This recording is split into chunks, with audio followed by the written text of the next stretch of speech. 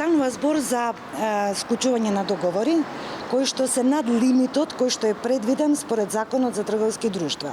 Такви действија не смеат да се превземат и затоа јавниот обвинител врз основа на прибавените докази, особено веш наод и мислење, кој што даде одговор за начинот на сторувањето на кривичното дело и другите елементи на ова дело, како висина на штета, се впушти во тврдење дека е сторено кривично дело, злоупотреба на службена положба. Поднесов кривична пријава против правното лице Тотал ТВ и управителот на правното лице за злоупотреби, за подпишување на договори надвор од неговите овластувања и подпишување на договори со поврзани субјекти.